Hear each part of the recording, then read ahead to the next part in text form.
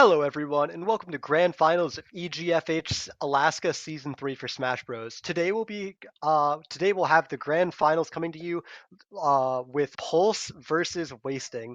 We'll be playing it out with a bracket reset if the lower seed wins the first set. So if Wasting wins the first set, he will reset the bracket, and he will play another set against Pulse. And as always, I would like to thank our sponsors, Mob Crush and Playmakers Wanted, for helping make this season possible. My name is Toxic Gerbil, and for this series, I'm going to be joined by Navik. Hey, what's going on, everybody? Yeah, no, it's doesn't seem like it's been that long, but we're already hitting the grand finals of the season. Like, isn't that crazy to you? Yeah, it's really crazy. We get into it. I believe they said they're going to Pokemon Stadium 2. Definitely a very good stage for Young Link. However, I'm pretty sure we did see this exact matchup in one of the earlier matches we saw played last week, and Pulse definitely won so hard that Wasting had to switch to Belmonts, if I remember correctly, but the Belmonts didn't even work out that much either. I believe that is correct. And yeah, I mean, starting off here already taking a stock, right? Pulse. I mean, we've said it before, we'll say it again. Pulse's DDD is actually so good. Yeah, it's really amazing how he manages to find all of these really hard-hitting moves at these low percents almost every time. I feel like Pulse's opponents never live past 70, and it's just really crazy how consistently he's finding the kills that he needs. Yeah, no, again, consistency is king when playing those heavy characters as well, right? You need to find your openings. You need to know when you're going to get those openings, and that's a lot of practice makes perfect. And just, okay, you can clearly tell the amount of practice Pulse has put into that character. And, you know, it's not... Definitely. I was going to say, it's not all about Pulse, though, as we do have Wasting playing that young Link, who is proven to be very well versed in the character as well. Yeah, obviously, making it all the way to Grand Finals, he's definitely been doing something right this whole time. Just a really strong zoning character. Pulse really, or Wasting, really seeming to like the zoning game, his alternates being those Belmonts, but this game, he is really not able to set up these projectile walls. A big body like DDD, you'd expect to be zoned out pretty easily by projectiles, but Pulse is just finding his way in, especially using that neutral B to counteract a lot of the arrows we've seen coming out, has made it really hard for Wasting to keep Pulse out, and it's developed into a 2-stock lead here. Yeah, 2-stock lead that is definitely proving to be quite an interesting situation at the moment, though, because we just see Pulse is at 200%, right? Literally, you tickle him and he dies. This should kill him. Oh my god. Is Young Link's up throw just that bad, or is DDD just that heavy? I think it's the up throw. I don't know if Young Link has any throw that's supposed to kill. At 200%, though. Yeah, it's really crazy. I think Wasting definitely needs to have some more solid kill confirms. Like I think boomerang to forward air is something where like arrow to forward air are both like pretty solid kill confirms. Maybe Pulse is just out of the percent range at this point, but I feel like there has to be some confirm that Young Link has that Wasting just hasn't been able to pull out that would prevent Pulse from living to 236 here. Almost. There it is. That's game one. Going to Pulse. Yeah, wow. Just the hard read on the get up there. The forward smash, the second forward smash of 3 stocks. Yeah? 2 out of 3 stocks taken by forward smashes for Pulse. Just hitting almost all of them, it seems like. His accuracy numbers must be really insane on that move. And when that move kills that early, it is something you really enjoy having high accuracy on. Yeah, no, 100%. Getting that's such an early kill. As well as, I mean, that was a 3-stock right there, so, oof.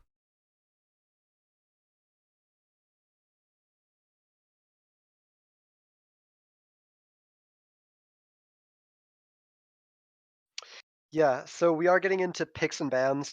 Um, I don't know. I think if you're a zoner character like that, you really do just want to go back to something like Pokemon Stadium 2. And I think you kind of have to accept the fact that you might have just gotten outplayed, but you can play better in the next game, and that the stage wasn't the problem. But it does look like Wasting is going to want a slightly smaller stage, so he's going to take him to Battlefield. Um, Not the worst pick. I definitely think Pokemon Stadium 2 is probably one of the better stages in the matchup. It's so slow for DDD to run all the way across that stage. You have so much time to throw your projectiles, but maybe there's some triplat stuff. Maybe Wasting felt like he had too much space to have to cover. Like he couldn't cover all of Pulse's options, and that he does want that maybe slightly smaller stage so he can cover more stuff. We'll have to see how he plays it and how this game 2 plays out as we get into it. Yeah, and immediately getting into the match at the moment, though. See Pulse getting 30% off the bat. Tries to set another debate there, trying to force him to use those iframes with the Spike Ball, which I always forget the name of DDD's Spike Ball, which Gordos, there you go. For some reason I want to say Waddle Dees, but those are very not Waddle Dees. That's wrong, my dude. Yeah, that is. Waddle Dee for Smash Brothers, by the way. We got a plant. If we can get a single Piranha Plant, I want a single Waddle Dee in Smash Or Banana D, or a Bandana D even.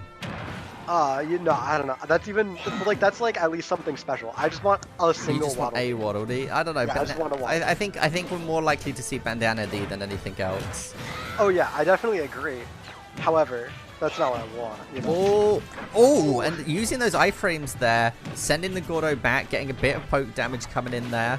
The boomerang does come back. Good shield coming out though from Pulse, managing to save it. What? A really cleanly spaced back air. Knew Wasting wanted to go in, maybe catch the landing, and Pulse just covers it with a meaty hitbox. Yeah, that was... I don't think we've seen Pulse kill somebody with back air on DDD before. No, I mean, it's not what... Like, oh, that's unfortunate. Back air is definitely a very... Oh, the homie stock from Pulse. In grand finals, I think that's more BM than a homie stock, honestly. Like, I think the intention there was to be a homie stock, but... Yeah, but like, I guess it's kind of the age-old debate of like, do you homie stock grand finals, you know? Is that an age-old debate? Oh, maybe not in this game, but like in Melee, that is a hot topic, so... I don't know. Kind of depends, I guess. But yeah, no, already on this last stock though, 95% on Wasting. Pulse just really running a clean... Oh, that's not... Ooh.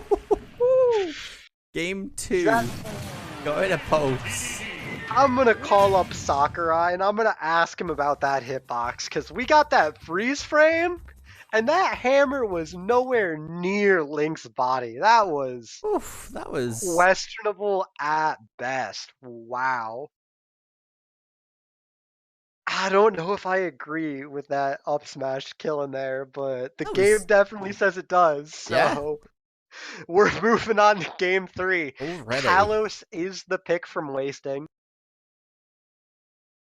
But really, we're going to have to see something big changing from Wasting's playstyle in order to beat Pulse here. He just really needs to stop getting hit by all these meaty moves, and he's really going to need to step up his zoning game and really place his projectiles in weird spots that he hasn't been before to just catch Pulse during his movement. Because DDD, really not the fastest character. He has no good way of getting in through the wall of projectiles if you just put them where he wants to be and not where he is. Yeah, I mean, and that's it, right? It is using those projectiles, creating that artificial wall of just... You can't step in these areas because although your hammer might have a huge hitbox, mine are just flying everywhere. But here, again and again, we see Wasting almost only throwing the boomerang forward. I guess there he threw it up, but almost all just forward boomerangs and then arrows. And those are 2 projectiles covering the same space. And that's kind of like the first rule of projectiles, right? Is you have each projectile covers a different part of the space. So it gets harder and harder to go in. So it's kind of some redundant coverage by Wasting. And it means that Pulse has been finding a lot of jump aerial pushes onto Wasting territory. And it's been working out really well for him. Oh, the bomb's about to go off though. Actually does go off on the shield. He does Looking drop like it. Snake there. Oof, that was decent. Although we've been seeing Waston taking a beating, he is still in the leading percentile. It's actually dead even. This has been the most even game so far. It's only one stock, but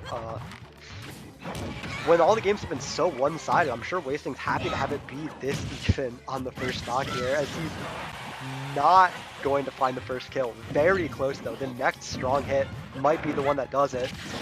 But Pulse, a strong hit from him will also do it, and he is definitely looking for those strong hits. And we're definitely seeing Wasting using a bit more now, right? He's a lot more proactive with the bomb instead of trying to play it reactively. We are going to see the first stock though going to Pulse. Yeah, a really clean up air, catching out Wasting's movement. That was good. Good up air coming out from Pulse here though. So now he's just going to try and build up that percentile, get that extra credit on Wasting whilst he can, because at the moment it's just dead time for him. He's a stock up now. Oh my! And there is the stock from Wasting. The raw down air is going to take it. Wasting only down 50, 40 so percent. Definitely not an insurmountable disadvantage. Still definitely a very comebackable game, but it's going to be an uphill battle for him as he is off stage, already getting juggled up to high percentages. Very nearly eating a forward smash there.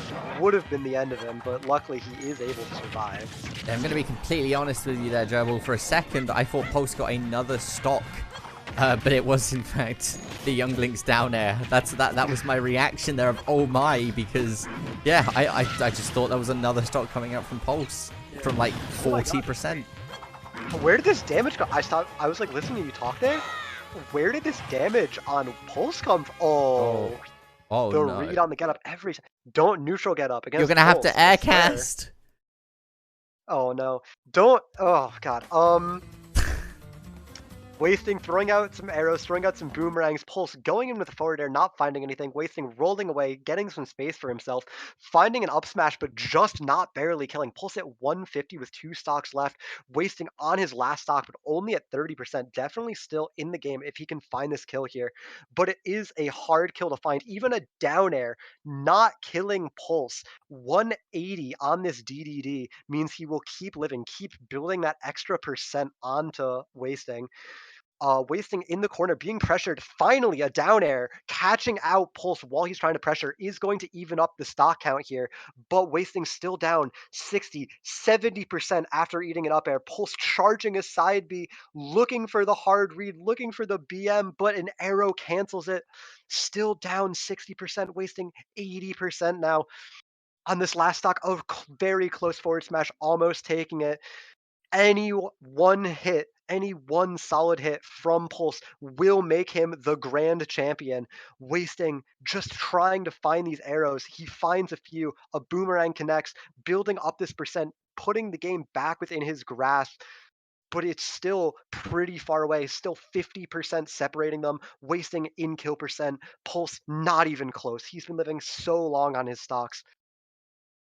Both players just in neutral, zoning each other out, throwing out hitboxes, trying to make something work. Arrows connecting for Wasting, Pulse up to 90% now.